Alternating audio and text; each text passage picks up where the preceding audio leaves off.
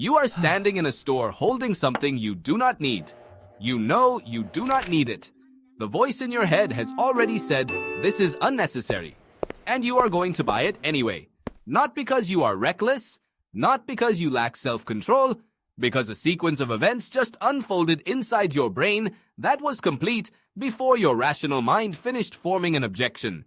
This is the science of impulse buying, and the forces driving it are older, faster, and better understood by the people selling to you than by you. Let's start with what is actually happening in your brain at the moment of impulse. Neuroscientist Brian Knutson at Stanford University used brain imaging to study purchasing decisions in real time. He found that when people see a product they want, the nucleus accumbens, a core part of the brain's reward system, activates immediately. This is the same region that fires in response to food, sex, and drugs. The product has been classified as a reward before any evaluation of price, need, or budget has begun. Then, when the price is shown, a different region activates. The insula, the brain's pain and disgust center. The higher the price relative to expectations, the more the insula fires. Knutson found that he could predict whether someone would buy or not based solely on the relative activation of these two regions. Nucleus accumbens wins, you buy. Insula wins, you walk away. The decision is made by a competition between desire and pain, and it is resolved before conscious reasoning even enters the picture. This is why sales work. A sale does not change how much you want the item. It reduces the insula's pain response by making the price feel smaller. The desire stays the same, the brake gets weaker, and the purchase happens. Retail psychologist Paco Underhill, who spent decades studying shopping behavior through direct observation, documented how physical store layouts are designed to exploit this exact sequence. Essential items are placed at the back. Impulse items are placed at eye level near the entrance and at the checkout. The path through the store is engineered to maximize the number of times your nucleus accumbens fires before your planning brain catches up. Online retail has taken this further.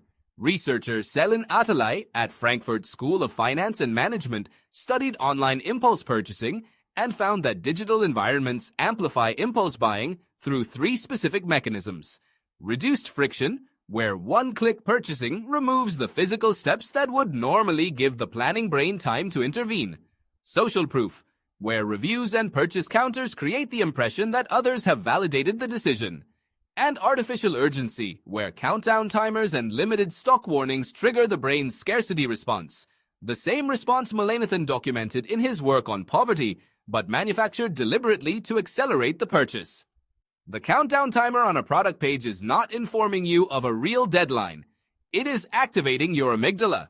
But impulse buying is not just about the mechanics of the transaction. There is a deeper driver, and it explains why people buy things they do not need even when no sale is happening and no timer is ticking. Psychologist April Lane Benson, who has spent her career studying compulsive buying, found that the majority of impulse purchases are not driven by wanting the object itself. They are driven by wanting the feeling the object represents. A new shirt is not a shirt. It is the version of you that wears it. A new gadget is not a tool.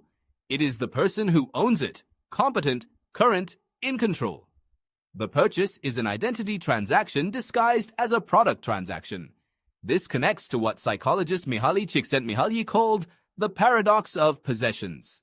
People buy things expecting them to produce lasting satisfaction, but the satisfaction fades almost immediately. The new item becomes the baseline. The feeling that motivated the purchase evaporates, and the brain begins scanning for the next thing that might bring it back. This is the hedonic treadmill applied to consumption, and it is why closets are full of things that were urgently needed for about 3 days. Researcher Thomas Gilovich at Cornell University, whose work on the spotlight effect we covered in a previous video, also studied the difference between spending on experiences versus spending on things. His research found that experiences produce longer-lasting satisfaction than material purchases, in part because experiences become integrated into your identity and personal narrative, while objects remain external and quickly lose their novelty. The brain adapts to things. It does not adapt as quickly to memories. And yet, despite this well-documented finding, the impulse to buy objects remains stronger than the impulse to invest in experiences Because objects offer an immediate, tangible reward that the nucleus accumbens can process instantly, while experiences require planning, delay, and imagination, all prefrontal cortex functions that are slower and less emotionally compelling. The retail environment, both physical and digital, is engineered to keep you in nucleus accumbens mode. Bright colors, new arrivals, flash sales, push notifications. Each is a cue designed to trigger the reward system before the planning system has time to assess whether the purchase aligns with your actual goals. So what do you do with a brain that treats a new purchase like a survival reward? The most effective intervention documented in the research is remarkably simple. It is a pause.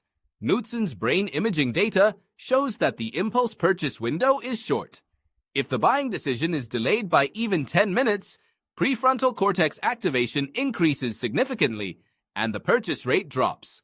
The desire does not necessarily disappear, but the planning brain catches up, and when it does, it introduces information the reward system ignored. You do not need this. You cannot afford this. You already own 3 of these. A 10-minute rule, where you simply wait 10 minutes before completing any unplanned purchase, exploits the neuroscience directly. The nucleus accumbens fires fast and fades fast. The prefrontal cortex is slow but persistent. Time is the only resource the planning brain needs to win the competition. There is one more force worth understanding because it operates in the background of nearly every purchase you make, and it has a name. Psychologist Robert Cialdini, whose research on the principles of influence we covered in a previous video, identified a mechanism he called commitment and consistency. Once you pick up an item, hold it, try it on, put it in your cart, you have made a small psychological commitment. Your brain now treats putting it back as a loss, not a neutral action. The item feels like it is already yours, and loss aversion, the same force that makes losing hurt twice as much as gaining feels good, kicks in to prevent you from letting go. Retailers know this. It is why clothing stores have generous fitting rooms. It is why online stores let you build a cart without paying. It is why free trials exist. Every point of contact between you and the product is a small commitment that makes the final purchase feel inevitable rather than optional. Researcher Joann Peck at the University of Wisconsin studied what she calls the endowment effect in retail. She found that simply touching a product increases the perceived ownership of it and increases the amount people are willing to pay. The object has not changed. Your brain's classification of it has. It went from something on a shelf to something that is almost mine, and the brain does not give up what is almost mine without a fight. This is also why the shopping cart, both physical and digital, is such a powerful tool. It creates a holding space where items accumulate without triggering the pain of paying. Each item added feels small. The total feels abstract. And by the time you reach checkout, the commitment is so deep that abandoning the cart feels like losing something rather than saving something. You are standing in the store. You are holding something you do not need. Your nucleus accumbens has already fired. The reward feels real and immediate and certain, but the part of you that knows better is on its way. It is just 10 minutes behind. The question is whether you will give it time to arrive.